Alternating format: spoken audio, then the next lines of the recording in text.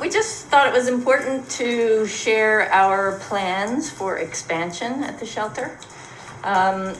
When the pandemic hit back in the spring, we foresaw a great need for shelter because we know that people are going to get backed up when they can't work, they can't pay their rent, and there was a moratorium on evictions for a while, which has been relaxed, and so the calls are definitely coming in. What we predicted is happening. We started looking back in, I believe it was May, for another building to serve people in because we are pretty much at our limit in Easton's Promise at 107 Goldsborough Street. We looked all over town. We were kind of looking for buildings in the commercial zone, which is where we are permitted with a special exception permit. Looking for buildings with a sprinkler system because we are also mandated to have a fire suppression sprinkler system.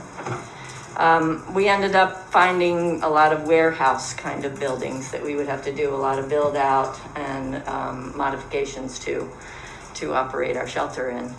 Right under our nose, next door to 107, 109 Goldsborough, which has been on the market for quite some time. We thought, we've been really successful at rehoming people in a home and not what you might have in your mind as a shelter situation in a big room with a lot of cots and a bunch of people. We've been very successful at 107 in helping people to get back on their feet, get into transitional housing, and then get into their own housing. So what we'd like to do at 109 is focus more on individuals, whereas we have always prioritized families at 107. We have been taking in individuals, singles, but we prioritize families, so a lot of times we have to send individuals away. This way we'll be able to serve both populations right next door to each other. It makes it really close so that we can keep an eye on everything and very easy to manage. We don't have to run across town if there's something going on. And it seems like the perfect spot. That we'd have to do a little bit of work to the third floor to make 7 bedrooms, but we would have 7 bedrooms eventually. We could serve up to 14 people. When we walk in the door, once we get the sprinkler system in, we could serve up to 8 people before we even address the third floor.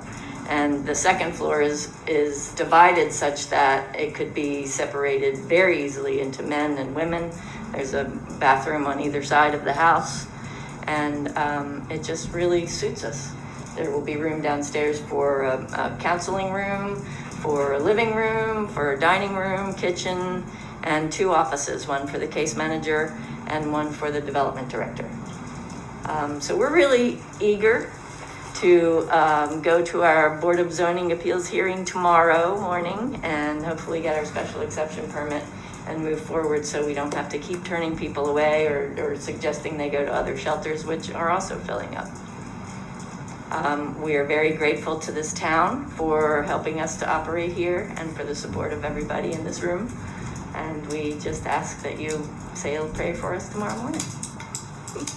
Anybody have any questions?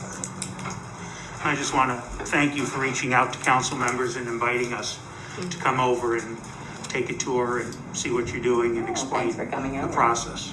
It was very much appreciated. Yeah, you guys have been great stewards of that property on Goldsborough Street for a number of years, and you do great work in the community, so we really appreciate all your efforts. And it's been a trying time, and I know, unfortunately, things will probably get a little worse before they get better. It looks that way. So thank you very much for all you do. Thank you, Ms. Cook. Gentlemen, anyone have any questions for Ms. Lowe? No, I just want to thank you for the invite. And thanks for coming over, and I'm sorry I couldn't make it when you were there, Reverend Davis. Okay. But it was good. I mean, so I like to come back, especially when dinner time. Sure. No, but I mean, I really like the fact that you're helping people to get back on their feet and be productive within the community, not just providing a whole bunch of services, and they have to meet you halfway. Absolutely, it's a commitment. And I like that, that aspect of the program. Yeah. So I thank you for what you do. I believe it's much needed in our community. So. Thank you, Reverend Davis. We always say we're not a Band-Aid, we're a skin graft. Well, great. Well, Any thank oth- you all very much. Thank you very Have much. a good night. Good luck tomorrow. Thank you.